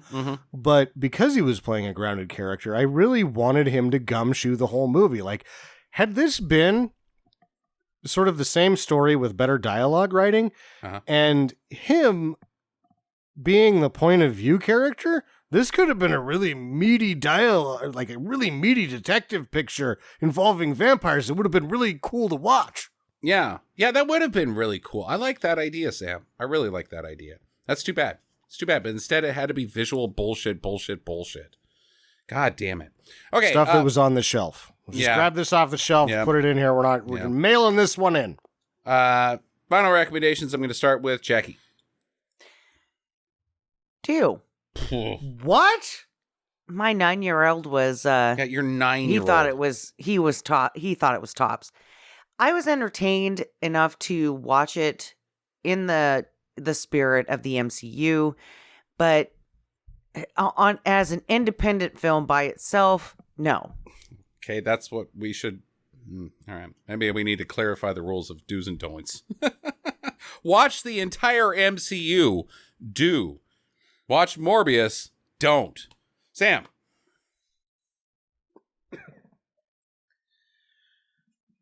It's a don't, but what's strange about this is that I wrote down at the end when I got done, I was like, this is a really good story. All the characters have very good motivations.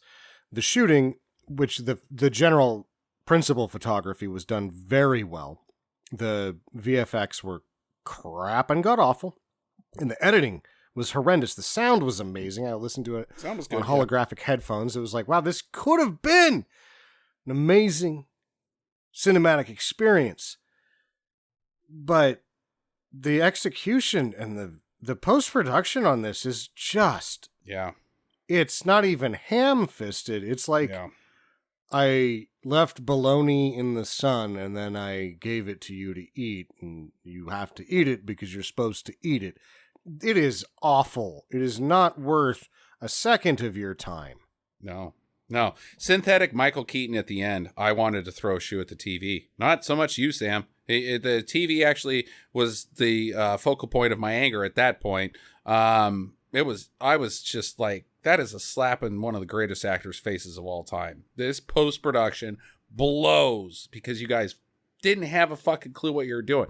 Now, again, if they had toned this way down, and brought in a lot of nitty gritty and some noir stuff. Tyrese Gibson playing a grounded character that follows this around, and you can even go do, and I would say you do 3 point of view characters. You got Tyrese Gibson as the main point of view character, Jared Leto as the secondary point of view character, who is the protagonist, and you don't have to have a protagonist as the main point of view character.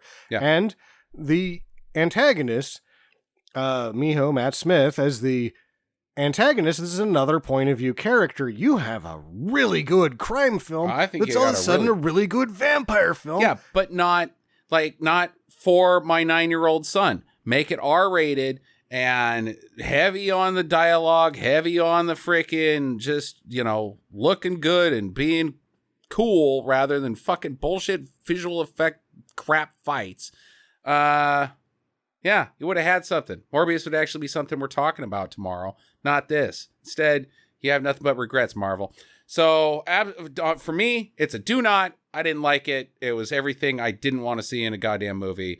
And even though my 9-year-old loved it, I was like, what? Are you kidding me? It's just too stupid. It's also extremely stupid. That's something we can't underrate, is how dumb it is. That it's an incredible story with incredible character motivations that is actually written onto the page so poorly that it becomes idiotic. Yeah, there's a level of idiot plot behind it as well.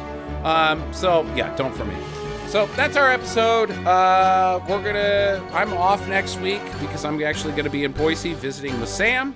And I don't know what the next movie is because it's Jackie, and she'll figure it out and we'll get back to you. So in the meantime, hope you guys have a great week, 2 weeks, and get to the chopper.